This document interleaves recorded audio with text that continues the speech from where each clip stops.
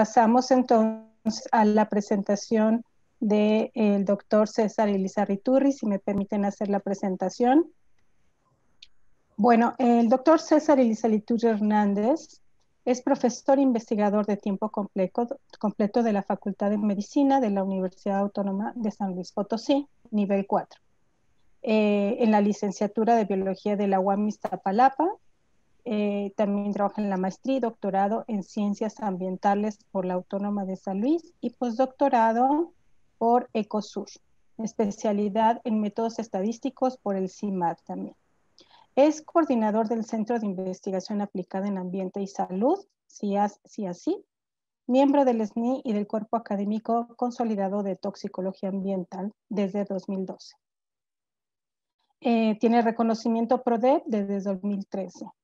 La principal línea de investigación que desarrolló es la toxicología ambiental, en específico en el área de ecotoxicología y riesgo ecológico de la vida silvestre, principalmente en la evaluación de efectos biológicos, es decir, aplicación de biomarcadores, en bioindicadores y biomonitores residentes en diferentes escenarios de contaminación ambiental. Es coautor de 31 artículos de investigación, 21 capítulos de libros y 5 artículos de divulgación. Es responsable técnico de proyectos con fondos públicos y privados en sitios indígenas, mineros, agrícolas, industriales y de emergencias ambientales. También es miembro de la Sociedad Nacional de AMECA, que es nacional, como menciono, e internacional, que es el CETAC, en tópicos de ecotoxicología y evaluación de riesgo. Participación como revisor de artículos internacionales para 13 diferentes revistas indexadas y evaluador de proyectos de CONACYT.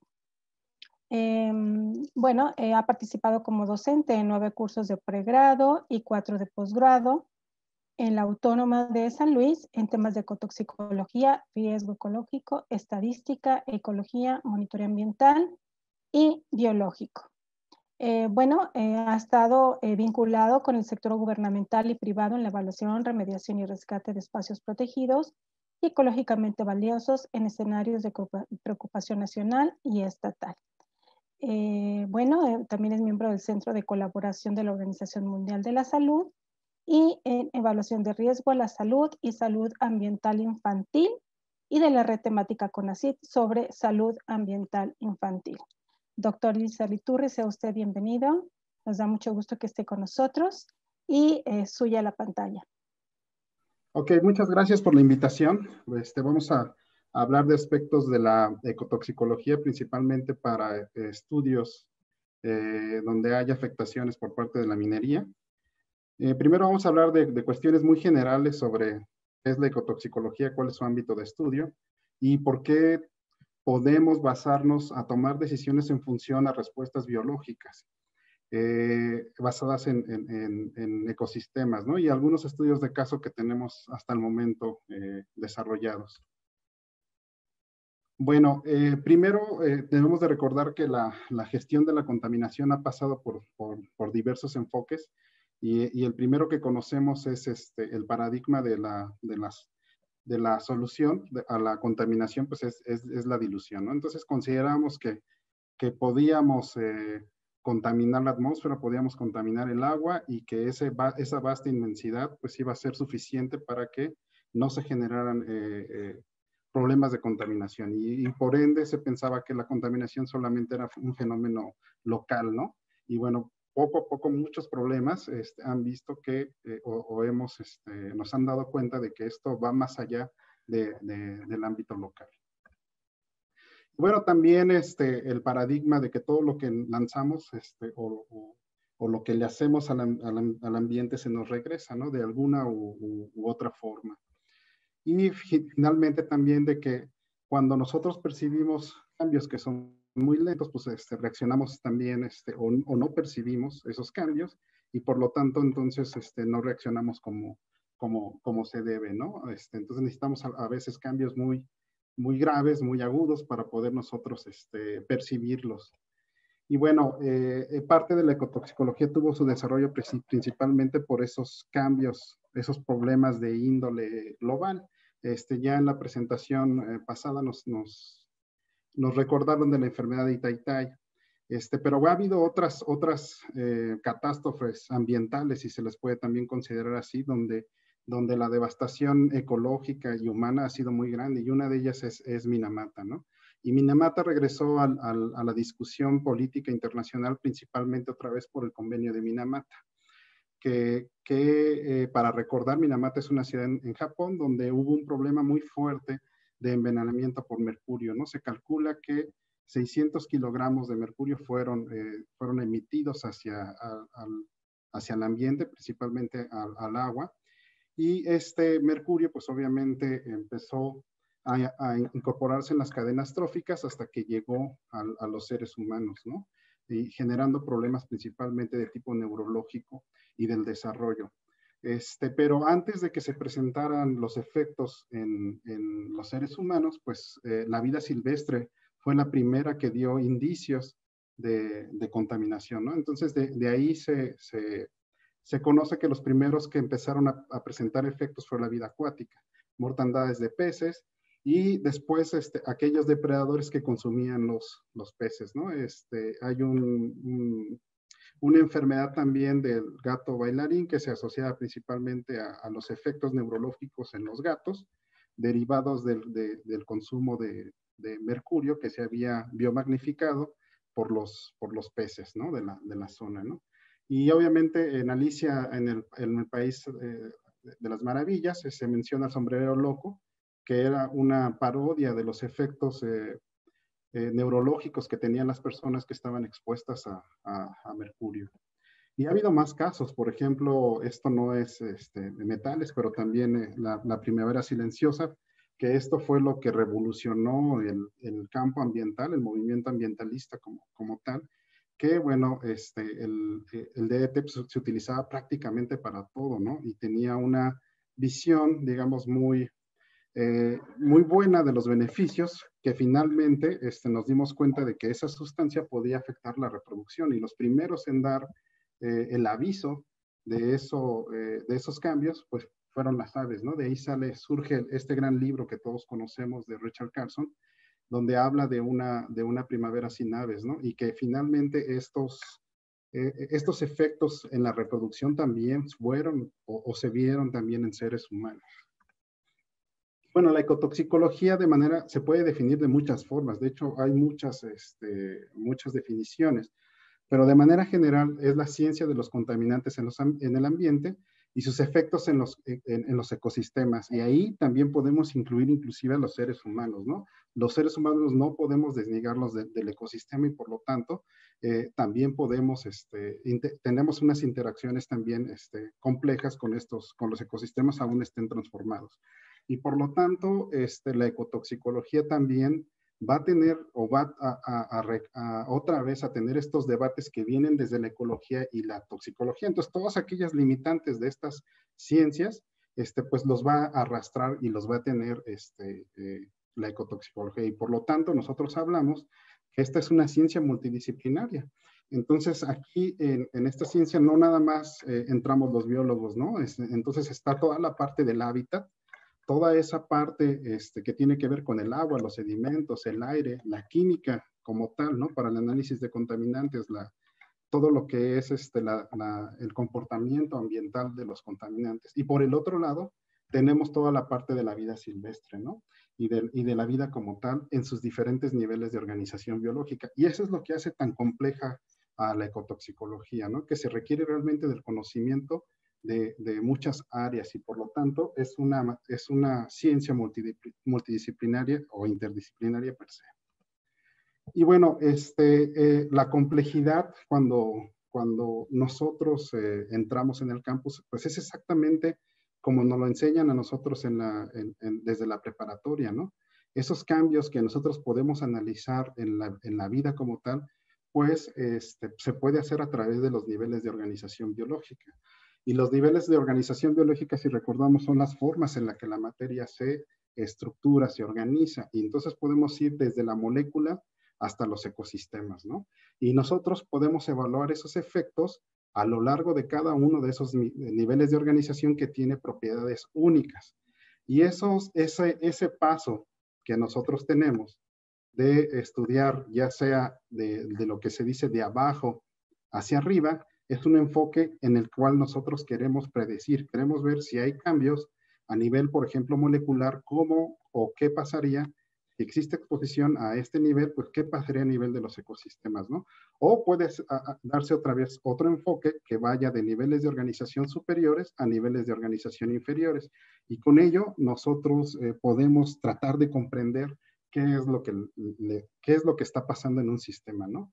Tratar de entender, es un enfoque más comprensivo. Entonces, para nosotros, esto es lo que manejamos enfoques de arriba para abajo, de abajo hacia arriba, que tienen, digamos, una explicación completamente diferente, ¿no? Entonces, estos niveles de organización van a tener tiempos y escalas en los que se presentan.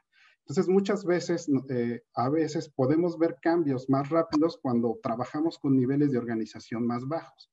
Pero si yo quiero ver cambios digamos, como cambios en las poblaciones o en las comunidades, pues necesito escalas espaciotemporales más grandes. Y obviamente esas escalas espaciotemporal también van a reflejarse en la forma en lo que se presentan los fenómenos físicos, ¿no? Por ejemplo, el cambio climático, la deposición ácida. Entonces, por eso muchas veces estudiar cambios a largo plazo, pues es completamente difícil cuando se tienen que tomar decisiones ya. ¿Vale? Y bueno, la ecotoxicología se puede también dividir de muchas formas. Generalmente se hace por ambientes, por grupos taxonómicos, por contaminantes o por enfoque. Pero ¿por qué nosotros podemos decidir si o cómo nosotros podemos tomar una decisión en base a lo que le pase a una planta o en base a lo que le pase, o con base, perdón, a lo que le pase a una lombriz? Pues bueno, los ecosistemas, acuérdense que siempre nos van a dar señales y de hecho se utilizaba la clásica paradoja del canario en la mina, ¿no? Donde los mineros entraban con un canario y si se moría, pues salían todos de la mina porque había ahí un problema con la ventilación, ¿no? Y obviamente estas especies se llaman especies centinelas, se les dice de manera general, pero obviamente si nosotros estamos viendo que hay una población, por ejemplo, de venados que corre hacia un lado, pues obviamente algo está pasando, ¿no? Entonces los ecosistemas no dan ese tipo, digamos, de señales tan abruptas, pero sí nos dan señales muy sutiles que si nosotros las podemos leer o las podemos considerar, nosotros podemos evaluar que existen cambios que nos servirían de alerta temprana para tomar decisiones ya, ¿no?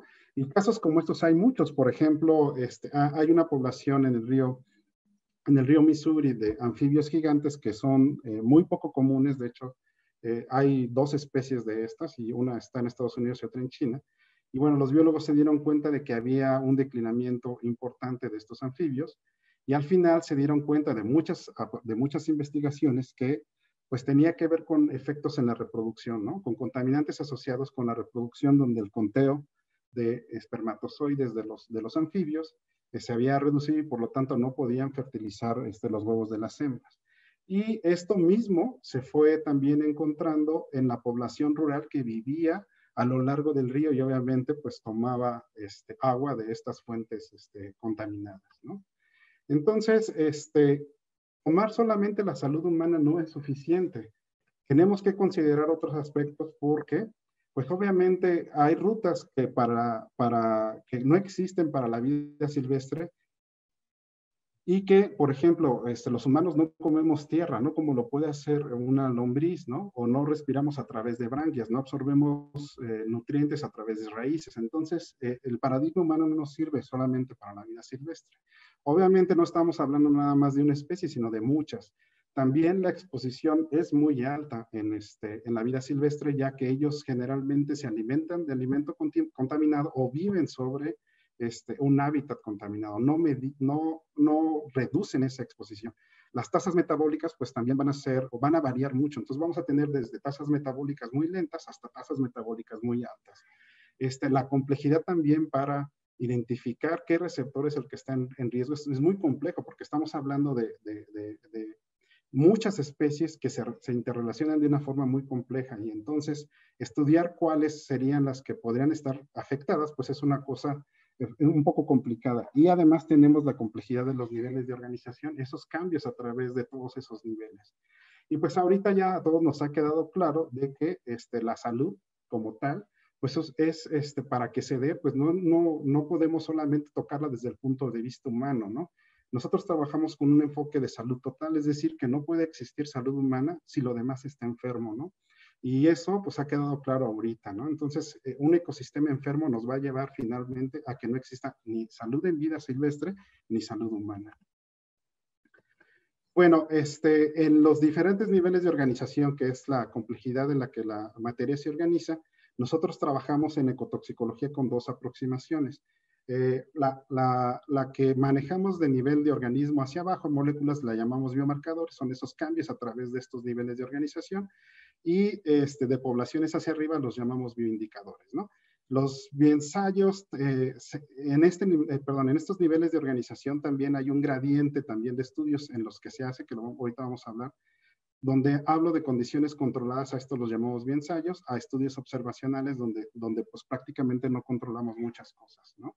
Entonces, los bioensayos pues van a ser experimentos donde nosotros exponemos a los organismos en condiciones controladas, ya sea a concentraciones de contaminantes o a matrices ambientales contaminadas, ¿no?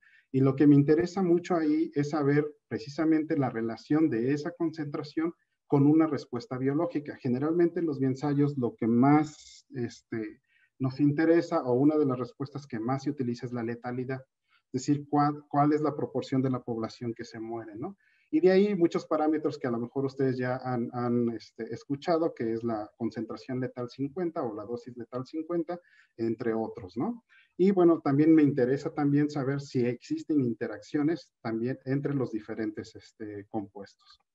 Y bueno, en los ensayos es una cosa bien interesante porque te pueden hacer desde cosas simples hasta cosas con múltiples especies o cosas que están en lo intermedio entre un estudio de campo y un bioensayo. Es donde yo llevo a especies controladas, es decir, de cepario, y las inmerso en un ambiente real, ¿no? Y esa es una cosa también bien interesante que se llama semicampo o semifield en inglés. Ya después vienen los estudios de campo, que aquí pues se utilizan organismos silvestres principalmente, ¿no? Y bueno, este enfoque es un poco más complejo en el sentido de que pues, no se tiene ningún tipo de control de los factores ambientales. Obviamente existe una alta variabilidad biológica porque los organismos pues de per se tienen mucha variación y no son clones como lo que podemos utilizar en el laboratorio o que vienen de cepas controladas. Y bueno, aquí tampoco puedo controlar la exposición porque los organismos reciben contaminantes de múltiples rutas. Y pues obviamente también estos van a ser muy importantes, o estos estudios, cuando yo quiero ver el efecto a largo plazo a concentraciones bajas, ¿no? Es algo que nosotros le llamamos exposición crónica. En cambio, los bioensayos nos van a servir mucho para exposiciones agudas, ¿no? Y aquí nada más lo que hay que resaltar de manera general es de que generalmente esas respuestas a niveles de organización bajo, esas respuestas como cambios bioquímicos y todo eso, pues van a tener una alta especificidad, pero van a tener una baja relevancia ecológica. En cambio, si yo veo pérdidas en la diversidad o cambios en la comunidad, van a tener una alta relevancia ecológica, pero van a tener poca especificidad. Es algo que conceptualmente nosotros tenemos.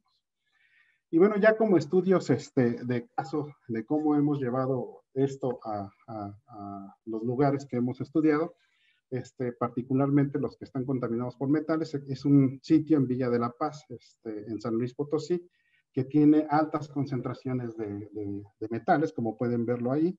Y estos metales, pues, o estas partículas, perdón, de jales, son transportadas ya sea por el aire o por el viento, porque estos jales pues, están expuestos al ambiente, y pues hay transporte de estas partículas y se puede llegar a contaminar áreas vastas en la zona, ¿no? Entonces, como lo podemos ver aquí en esta diapositiva, pues hay una distribución importante de metales potencialmente tóxicos, como puede ser el arsénico, el plomo y el cadmio, y pues en altas concentraciones, inclusive llegando a ciudades grandes como Matehuala, ¿no? Lo que les presento aquí son las concentraciones y los límites que establece la norma 147 y que se ve que pues fácilmente las excedemos allí, ¿no? Y bueno, como les he dicho, nosotros hemos trabajado desde enfoques de salud integral y por lo tanto Sí nos interesa la vida silvestre mucho, pero también aplicamos también los efectos sobre seres humanos para integrar de manera general qué podría estar pasándoles también a ellos. Entonces, en estos enfoques integrados utilizamos diversos receptores, por ejemplo, en este caso utilizamos roedores y utilizamos también una planta, en la cual, y también, bueno, perdón, los seres humanos, en los cuales primero, obviamente estos son receptores que viven en los alrededores de la mina, y lo que vimos fue exposición. Eso quiere decir que es cómo estos elementos potencialmente tóxicos atraviesan barreras biológicas y los podemos encontrar ya sea en tejidos o en algún fluido biológico. Eso es a lo que nosotros le llamamos exposición o biomarcador de exposición, ¿no? Y como lo podemos ver, aunque aquí nada más presento algunos ejemplos, pues hemos visto que se encuentran cargas corporales elevadas de estos metales asociadas al lugar de residencia. Eso quiere decir que mientras más próximo o cercano a las actividades productivas estén, pues más concentraciones tienen de estos elementos, principalmente de donde están colocados los residuos. Algo que también a nosotros nos gusta mucho medir son los efectos. Obviamente estos metales pesados pues tienen como mecanismo de toxicidad compartida la generación de radicales libres, y estos radicales libres pues pueden afectar proteínas, membranas o DNA, ¿no? Entonces el DNA nos gusta mucho ver el efecto, y lo que vemos aquí es que igual también, ¿no? Vemos que el daño al DNA es mayor en los receptores que están próximos a los residuos, ¿no? Y entonces vemos que hay afectación también en su DNA con sus posibles implicaciones biológicas de acuerdo a la función que tiene este. Pero también vamos más allá, vemos efectos ya a niveles de organización biológicas más arriba. Perdón, Donde doctor vemos, César, nos quedan ¿sí? 2 minutos. Sí, gracias. Donde vemos que hay una reducción en la diversidad biológica de los roedores, y también que hay una pérdida de diversidad de especies de plantas, y además también cambios de abundancia entre ellas, ¿no? Y esto lo hemos hecho en función o con lineamientos que nos han, que ahorita se está manejando mucho, que es la guía de riesgo para sitios contaminados, en la cual plantea precisamente esta metodología, ¿no? En otros lugares también que hemos evaluado minería artesanal de mercurio, también los efectos que hemos observado, pues obviamente es mercurio, mayor cantidad de mercurio, pues en lombrices, en roedores, en plantas, en hojas de todos los lugares, de todas las especies que viven alrededor de esa actividad. Y como efecto, por ejemplo, aquí lo que estamos analizando es la simetría fluctuante. La simetría es una propiedad que viene codificada genéticamente. Y bueno, cuando se afecta el DNA, esto puede llevarnos también a alteraciones en la morfología, ¿no? Entonces vemos que las hojas de pino se vuelven más asimétricas cuando están más expuestas a contaminantes. Y bueno, también lo hemos hecho o hemos tratado de meter esta metodología en sitios donde hay emergencias ambientales. Si se acuerdan lo que pasó en el río Sonora, donde hubo un derrame de solución acidulada. Y bueno, se hizo una intervención también profunda en el sitio, y se hizo un plan de remediación en esas zonas. Entonces, ahí hemos evaluado también, en esas 5 zonas que se plantearon, hemos evaluado concentraciones en el ambiente. Hemos hecho ensayos que son respuestas biológicas precisamente a muestras de suelo que pueden estar contaminadas, y vemos la letalidad. También hemos analizado cargas corporales, es decir, qué concentraciones de elementos del suelo pasan a la biomasa de estos receptores. Y también hemos establecido modelos de riesgo, que esta es una cosa muy interesante. Si sabemos las concentraciones que hay en el ambiente, podemos modelar los posibles efectos que existen para la biota y para los seres humanos. Y pues nada más decirles que este es un gran trabajo, un trabajo que hacemos desde la academia, obviamente con fondos públicos, y que pues somos muchos los que estamos involucrados, además de profesores y de estudiantes de posgrado y postdoctorados. Les agradezco mucho la atención y la invitación, y quedo abierto a preguntas. Muchísimas gracias, doctor Elizalde, muy amplia y muy bien explicada. Muchísimas gracias por todo este trabajo. Y bueno, me están indicando que tenemos realmente poco tiempo. Quisiéramos ampliarnos un poco más, pero pues no vamos a tener. De tal manera que voy a englobar pues algunas de las preguntas que nos han hecho, en este caso para la doctora Tania.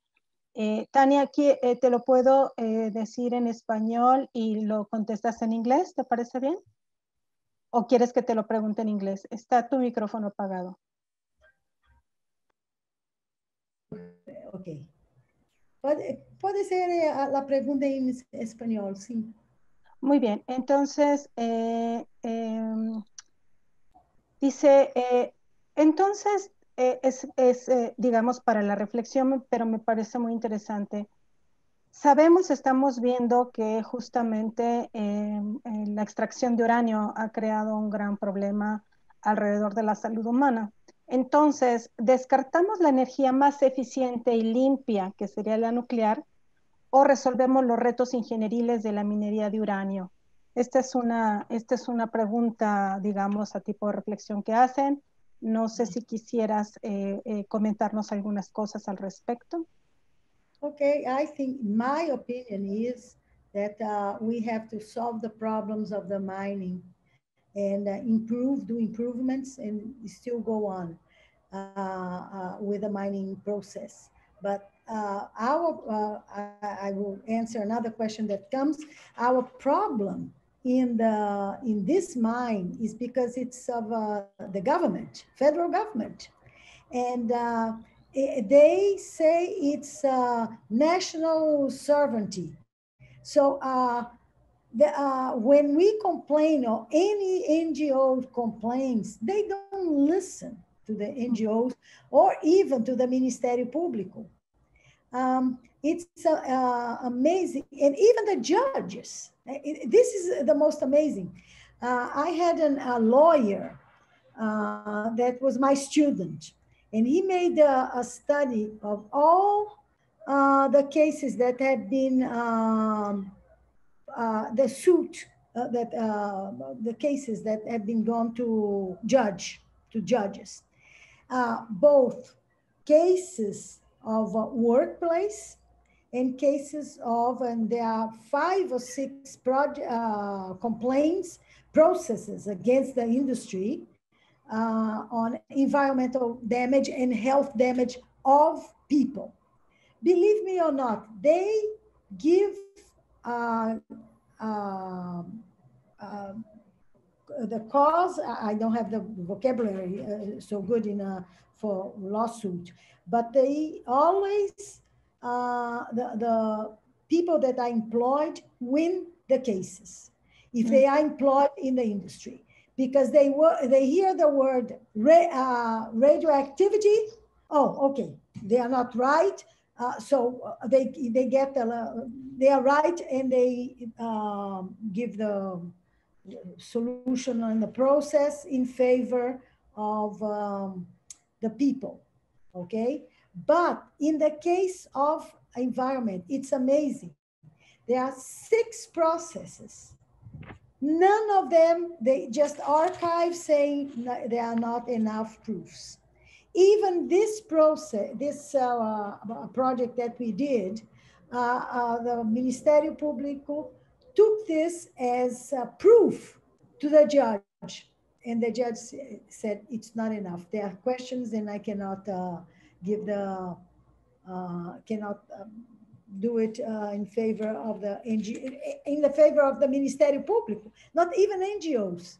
So the NGOs, they complain and complain. On the other hand, I think the NGOs are a little bit too much on the left side, let's say, because they want to close all the nuclear power industry.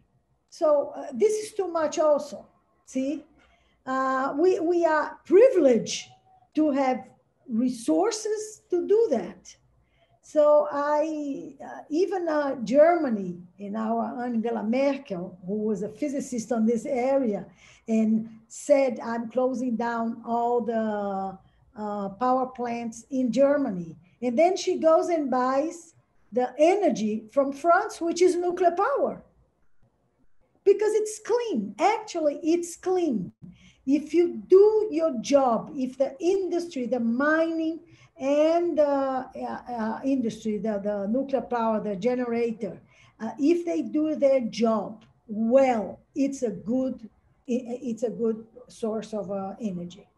Okay. Okay. So they have to do their job, but they are not doing their job. So, en resumen, podemos decir que efectivamente lo que se tiene que hacer es trabajar sobre hacer de manera una minería sustentable, cumpliendo reglas y normas, jamás pasando sobre la salud humana ni sobre los derechos humanos, ¿correcto? Pero se puede. Eu diria, Perla, I would like to say the following. Your country and my country have a lot of laws. When you think of the framework of laws, they're very good.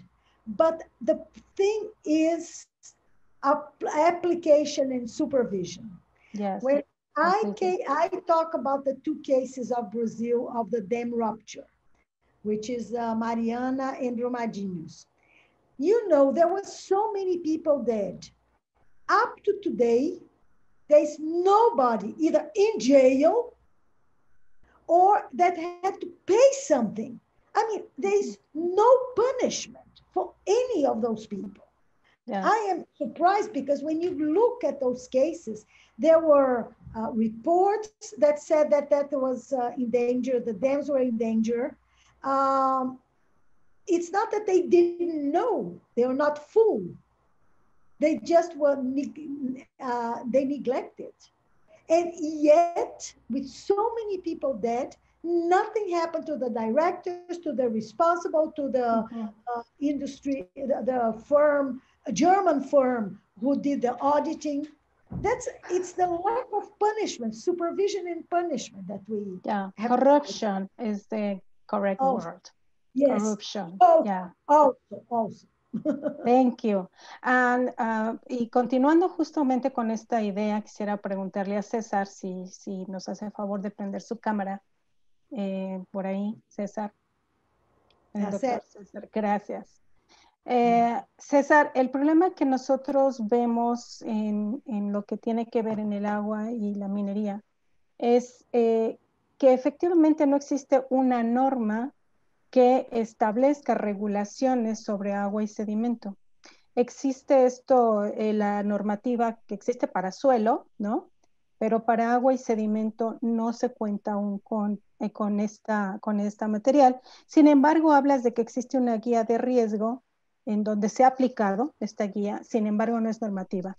Y acabamos de escuchar en los paneles anteriores que, bueno, pues la minería se limita a lo que la norma y las reglas establecen y la misma autoridad les guía a hacer, ¿no? ¿Qué opinas sobre esta situación de sabemos cómo se tiene que hacer, sabemos cómo se puede abordar de manera multidisciplinaria, transdisciplinaria esta situación de agua, sedimento, suelo, como lo que se aplicó justamente, y vale la pena decirlo, que trabajamos en conjunto nosotros, IMTA en agua para lo del Grupo Sonora, y ustedes para suelo, justamente como lo mostraron, y vegetación?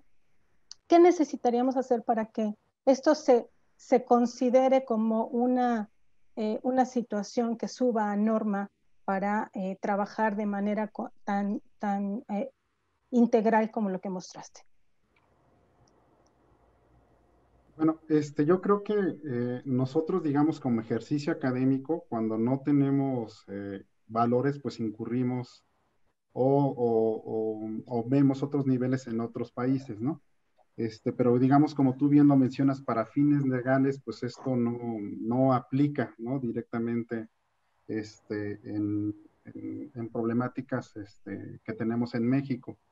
Y yo creo que pues hay un gran expertise, yo creo que es una buena oportunidad para juntar realmente a varios equipos de investigación a lo largo del país y realmente rescatar todos los estudios, rescatar todas las experiencias y realmente plantear lo que podría ser nuestra normativa o apuntalar lo que se podría ser nuestra propuesta con estudios científicos, ¿no? Tanto en vida silvestre como en ensayos, inclusive en salud humana, y juntar toda expertise, hacer un foro de discusión con la industria, con el gobierno y todo eso, y plantear lo que podría ser nuestra política de regulación, aprovechando toda la información que se tiene, porque el problema es de que hay mucha, a lo largo hay muchos grupos, pero toda esa información pues está desligada, está desconexa, y yo creo que es una buena oportunidad esta y las que siguen de ir juntando esos grupos en colaboración con todas estas instancias para desarrollar la política pública que se requiere, tomando también todo lo que se habló, ¿no? Los aspectos también de derechos, ¿no? De derechos humanos y de derechos de los ecosistemas. Yo eso es lo que creo que estamos ante una gran oportunidad. Pues no nos queda mucho tiempo, desafortunadamente. De verdad agradecemos muchísimo su colaboración, su participación y pues esperemos, como tú dices, que esto es el primero, que nos da mucho gusto que estemos todos aquí, pero estamos seguros que no va a ser el último. Y pues muchísimas gracias. Paso la voz a Marco Sánchez, por favor, para que continúe. Y una vez más, muchísimas gracias. Saludos hasta Brasil, saludos hasta San Luis. Hasta donde nos encontramos. Muchísimas gracias, Perla, muchísimas gracias, Tania, muchísimas gracias, César, de verdad una dimensión ineludible en esta discusión y, de hecho, en el centro de la discusión sobre la relación entre el agua y la minería, la calidad del agua. Muchas gracias por llevar nuestra atención a esa dimensión y que la incorporemos también en esta discusión, en este diálogo circular que estamos teniendo y que continúa en estos momentos en el siguiente bloque. Muchísimas gracias, los invitamos a que nos acompañen el resto de la jornada y les agradecemos que nos hayan acompañado también desde muy temprano y que hayan aceptado esta invitación.